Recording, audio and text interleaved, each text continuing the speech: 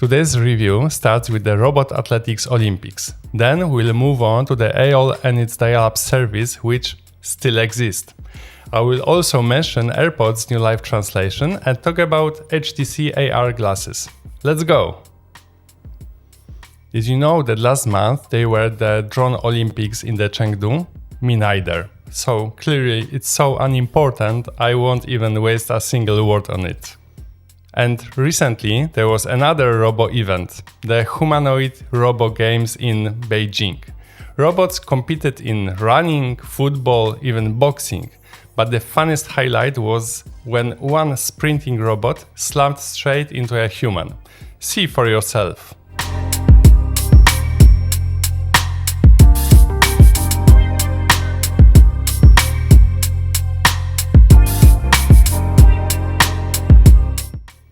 As you may notice, the robot was actually steered by a human. It wasn't fully autonomous.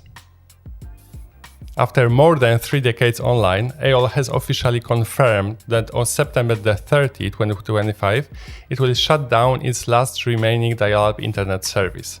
The truth is, I was surprised that these days someone still uses the old dial-up modem. For me, it's like using a floppy disk. Do you even remember what a floppy disk was? Most of you probably don't. Just like the dial-up modem. So, a short reminder.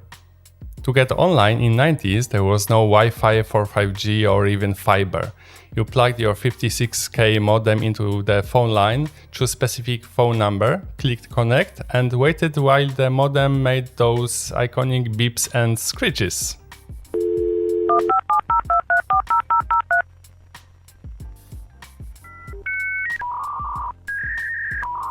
While you were online, your household phone line was busy. No call could come through.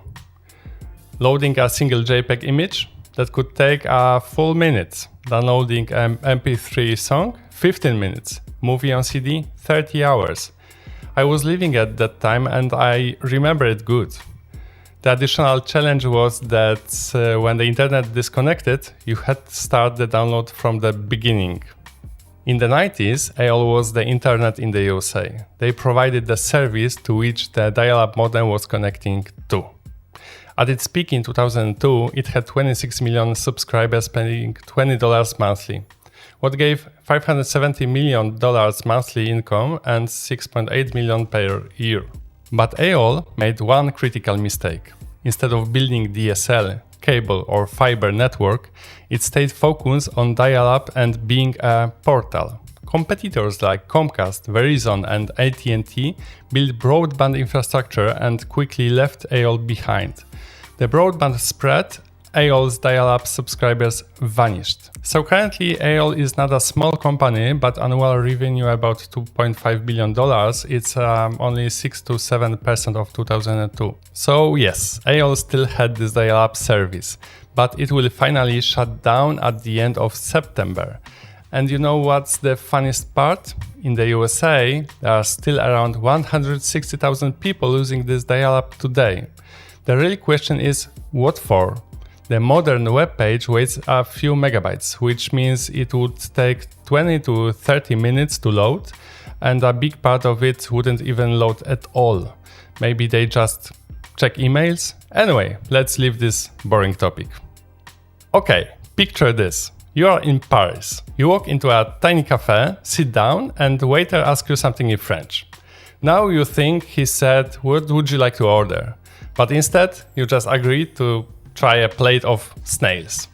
That's when live translation in your AirPods suddenly feels like a life-saving feature. Well, Apple might have just solved this problem. In the latest iOS 26 developer beta, Apple quietly slipped in a little gem, a feature that hints live into real-time translation for AirPods. Yeah, AirPods could soon work also as a personal translator. Here's how it works, at least according to the leaked visuals.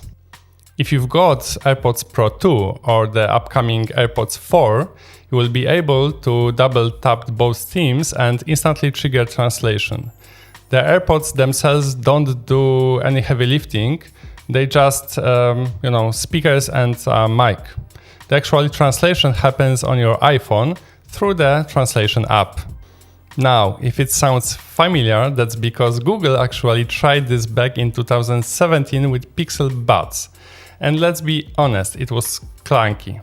You would ask a question and wait 3 awkward seconds. By the time the reply came back, the conversation had already died. But here's the thing. Apple already has the translation app. They've got the insane power processing in their chips. And AirPods are everywhere. If anyone can finally make this seamless, it's probably them. Or Samsung, Huawei, Oppo? I don't believe it will be free. I bet Apple will stick it behind a subscription.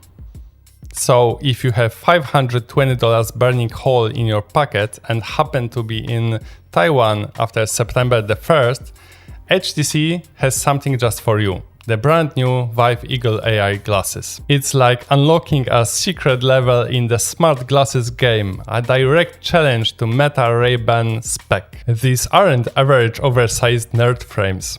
At just 49 grams, they are ultra-light. They are powered by Snapdragon AR1 Gen 1 chip with 32 gigs storage and 12 ultra-wide camera. They sport Zeiss UV protective lens and 4 microphones that powers through voice AI integration with your choice of ChatGPT or Google Gemini. Not to forget real-time translation in 13 languages, open-ear special audio and up to 36 hours standby or 4.5 hours of tunes with a quick 10 minutes charge. Unlike Meta, they block data leakage. Everything is encrypted with AES-256, stored locally, anonymized. So your life isn't training the AI models of tomorrow. And they came in cool translucent colors: berry, red, coffee, gray, black. As I said, available only in Taiwan and the global release date is unknown. So without international reviews or hands-on feedback, it's hard to tell whether they will be a game changer or just another flashy gadget destined to sit in a drawer once the novelty fades. I think only the translation, if done well, will be interesting. Everything else is done better by your smartphone. Thank you, until next one.